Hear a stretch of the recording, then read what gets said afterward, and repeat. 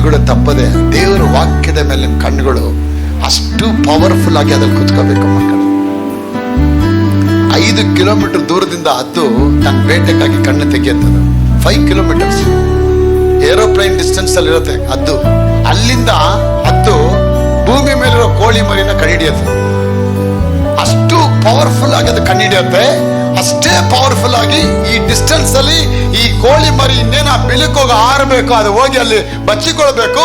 ಅಷ್ಟೊಳಗೆ ಎಷ್ಟು ಸ್ಪೀಡ್ ಆಗಿ ಬರಬೇಕು ಅನ್ನೋದನ್ನ ಹದ್ದು ಕರೆಕ್ಟ್ ಆಗಿ ಅದನ್ನ ವೇಗವನ್ನ ಸರಿಯಾಗಿ ಫಿಕ್ಸ್ ಮಾಡಿ ಒಂದೇ ದಿಕ್ಕಲ್ಲಿ ಅದು ಇಳಿದು ಬರುತ್ತೆ ನೋಡಿ. ಅದಲ್ಲಿ ಬಂದು ಕರೆಕ್ಟ್ ಆಗಿ ಇನ್ನೇನದು ಒಳಗೆ ಹೋಗ್ಬೇಕು, ಚಸಕ್ಕದ ಎತ್ಕೊಂಡಂಗೆ ಮೇಲೋಗುತ್ತೆ ನೋಡಿ. ಒಂದು ಹದ್ದಿಗೆ ಎಷ್ಟು ಪವರ್ ಕೊಟ್ಟರಂದ್ರೆ ಅಪ್ಪ ಹೇಳ್ತಾರೆ, ಹದ್ದುಗಳಂತೆ ನೀವು ರೆಕ್ಕೆಗಳನ್ನ ಬಾಚಿಕೊಂಡು ಆಕಾಶದಲ್ಲಿ ಹಾರಾಡ್ತೀರ ಅಂತ ಹೇಳ್ತಾರೆ.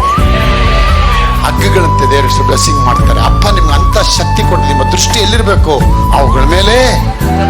ಅಪ್ಪಿ ತಪ್ಪಿನೋ ನೆಗೆಟಿವ್ ಮಾತಾಡ ನಾನು ಸತ್ತೋಗ್ಬಿಡ್ತೀನಿ, ನಾನು ಬೇಗ ಹೋಗ್ಬಿಡ್ತೀನಿ, ನನ್ಗೆ ಹಾಳಾಗೋಯ್ತು, ನನ್ನ ಕೆಲಸ ಆಗೋಯ್ತು, ಇಲ್ಲ ಎದುರುಬೇಡ, ನಾನು ಫೇಲ್ ಆಗ್ಬಿಟ್ಟೆ, ಅಯ್ಯೋ ಯಾಕೆ ನೀ ಫೇಲ್ ಆಗಿದೆ, ಪರವಾಗಿಲ್ಲ ಪಾಸ್ ಆಗ್ತೀಯಾ.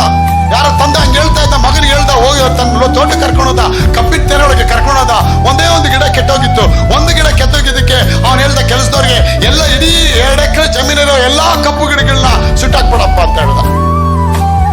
ಅದಕ್ಕೆ ಮಗ ಏನಪ್ಪ ಮೂಡ್ಕೊಂತಾರ ಮಾತಾಡ್ತೀವಿ, ಆ ಒಂದು ಗಿಡ ತಾನೇ ಹುಳ ಹೊಡೆದೈತೆ, ಅದೊಂದು ತೆಗೆದು ಬಿಡಪ್ಪ ಸಾಕು, ಅದಕ್ಕೆಲ್ಲ ಬೇಕೇ ಹಾಕಾಗುತ್ತೆ.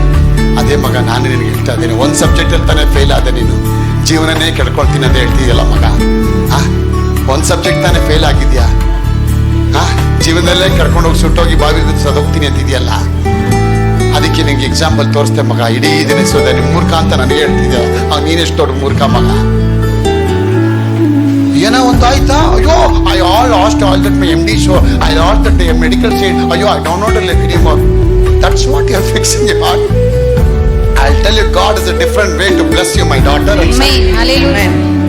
You may have no only one way, but my God knows He has thousands of ways to bless you. Hallelujah. ನಿನಗೆ ಒಂದೇ ಒಂದು ಮಾರ್ಗ ಗೊತ್ತಾಗಿಲ್ಲ.